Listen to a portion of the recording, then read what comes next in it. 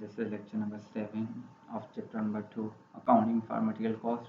Today we discuss another technique of inventory control, stock level, and we discuss levels of stock, maximum stock level, minimum level, reorder level, average level and danger level. तो सबसे पहले हम जान लेते हैं कि stock level है क्या।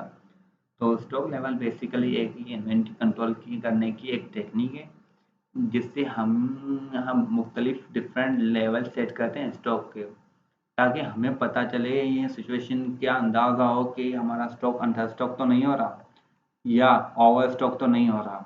बेसिकली हम इसे मेजर किस चीज़ में कर रहे होते हैं, या यूनिट्स में कर रहे होंगे या हमारी जो इन्वेस्टमेंट हुई होगी उसमें, ठीक है, इन्वेंट्री में, उससे हम मेजर कर रहे होते हैं। ठीक है, तो हम चलते हैं मैक्सिमम लेवल के जाने। मैक्सिमम लेवल क्या होती है? ये अपर लिमिट होती है। अपर लिमिट होती है किसी इन्वेंट्री की बिजनेस में है।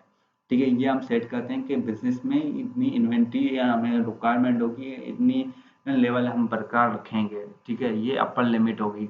फॉर एग्जांपल हमारे यहाँ जो एक प्रोडक्शन वगैरह करने के लिए कोई कंपनी की रिक्वायरमेंट है 600 इन्वेंट्री के यूनिट रिक्वायर्ड हैं, तो ये हो गई अपर लिमिट। उसे उस कंपनी को इस लेवल को मेंटेन करना होगा। ठीक है, वो जब तक उसकी प्रोडक्शन हो रही होगी या जब तक वो प्रोजेक्ट हो रहा होगा, तो ये जो उन्होंने अपर लिमिट सेट की हुई होगी 600, उससे मेंटेन करना होगा। और ऐसा ना हो कि हमने इन्वेंट्री ज़्यादा या लिमिट से ज़्यादा मंगवा ली हो, 700 मंगवा ली, तो ये बाकी के जो डिफरेंस आएगा ये ओवर स्टॉकिंग हो जाएगा। और जो ओवर स्टॉकिंग जो भी होगा उसे हम ना स्टोर कर सकेंगे, क्योंकि हमारे पास उसकी कैपेसिटी भी नहीं होगी, स्टोर करने की कैपेसिटी भी नहीं होगी। ठीक है, स्पेस भी नहीं होगा और हमारा कैपिटल भी इसमें ज़्यादा टाइप होगा, ज़्यादा इन्वॉल्व हो जाएगा। जो 100 यूनिट ज़्यादा आए होंगे, ठीक है, उसमें हमारा कैपिटल भी ज़ाहिर सी बात है वो उसमें यूज़ होगा। और इससे क्या होगा, हमारी होल्डिंग कॉस्ट वगैरह भी ज़्यादा हो जाएगी और हमारी ओवर स्टॉकिंग भी हो जाएगी। इस वजह से हमने एक लिमिट सेट की होगी कि हमें सिर्फ इतनी इन्वेंट्री की ज़रूरत होगी। ठीक है, उससे हम मेंटेन करेंगे। हमने जैसे कि एग्जांपल लिया 600 का, हमने यहाँ पे एक लिमिट सेट करेंगे।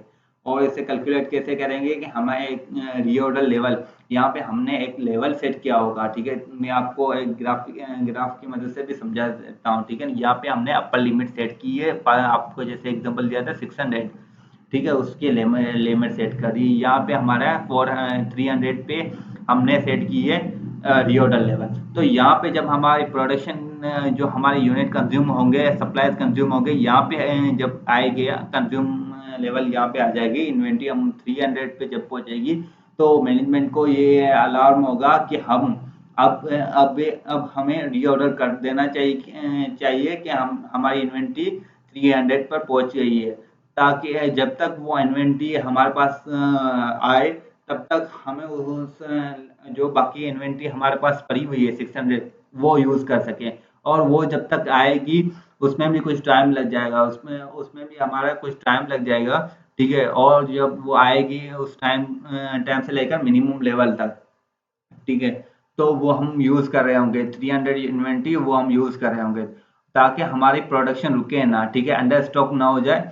और अगर हम ऐसा ना करते, रीऑर्डर लेवल ना रखते, ठीक है, और मिनिमम स्टॉक पे आ जाए और हमने यहाँ पे मिनिमम स्टॉक पे हम ऑर्डर कर रहे हों, तो क्या होगा, क्योंकि ऑर्डर पहुंचने में भी टाइम लग सकता है, कुछ और भी मसले हो सकते हैं या स्ट्राइक वगैरह भी हो सकती है, तो वो हमारा ऑर्डर टाइम पे ना पहुंचे तो हम किस सिचुएशन में चले जाएंगे, डेंजर सिचुएशन में चले जाएंगे, हमारी प्रोडक्शन रुक भी सकती है। तो हम इस कंडीशन से बचने के लिए हमने यहाँ पे रीऑर्डर लेवल भी रखा हुआ है, और ताकि हम पहले ही ऑर्डर कर दें, ताकि जब हमारी ये इन्वेंट्री मिनिमम लेवल से पहुंचने से पहले हमारा स्टॉक रीफिल हो जाए और अपर लिमिट पर चला जाए। और जो ये हमारा टाइम होगा रीऑर्डर करने का के बीच में जो हमारा ऑर्डर आएगा उसे हम लीड टाइम कहते हैं। ठीक है ना, तो यहाँ पे हम सेट करने का यही मेन मकसद होता है।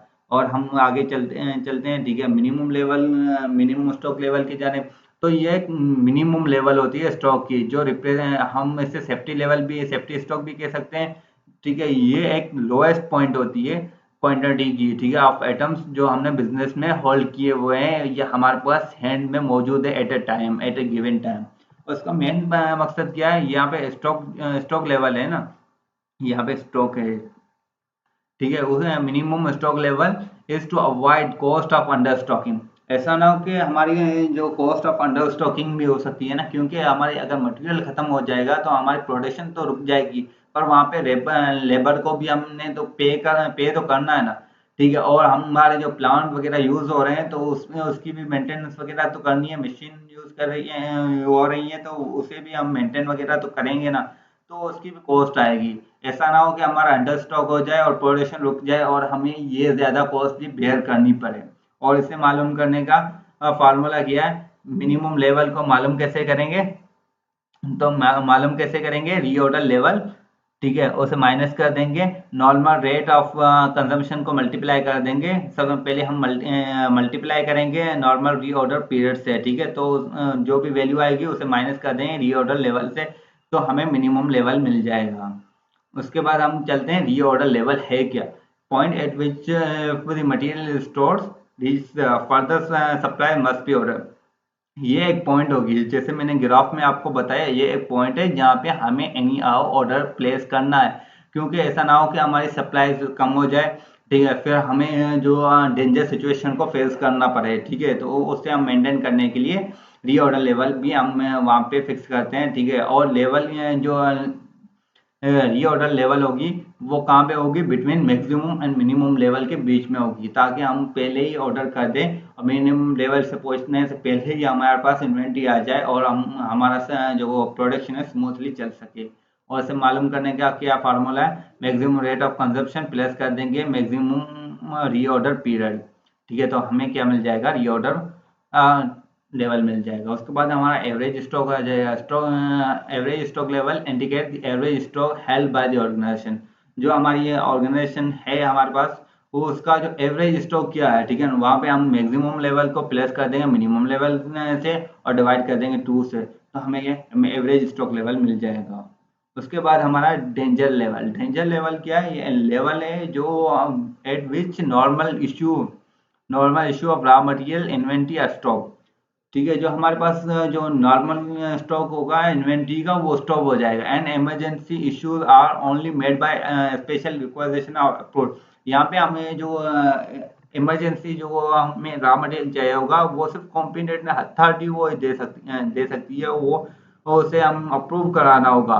When stock reach the level at urgent action is required for the fresh supplies of material, it is generally below the minimum level. मैंने आपको पहले ही बताया था, मैं वापसी ग्राफ पे चलता हूँ आपको बता देता हूँ। ठीक है ना, यहाँ पे मिनिमम लेवल है, तो ये लेवल कहाँ पे, डेंजर लेवल कहाँ पे लाई करती है, ये बफर लेवल है, बफर स्टॉक, मतलब जो हमारे जो स्टॉक है वो रुक जाए या अंडर स्टॉक हो जाए।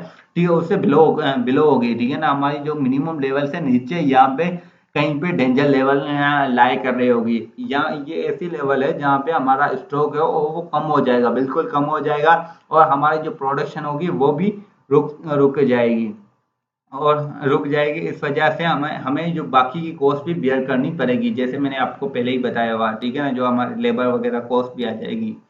और इसे मालूम करने का फार्मूला क्या है, नॉर्मल रेट ऑफ कंजप्शन को मल्टीप्लाई करते हैं lead time for the emergency पर। लीड टाइम उस टाइम को कहते हैं जिसमें हमारा ऑर्डर सप्लाईज वगैरह वापसी से हम रिपर्चेज वगैरह कर लें और मैक्सिमम लेवल तक पहुंच जाए, उससे उसे लीड टाइम कहते हैं। ठीक है, तो ये था आज का लेक्चर, इंशाल्लाह फिर मिलेंगे नेक्स्ट लेक्चर में।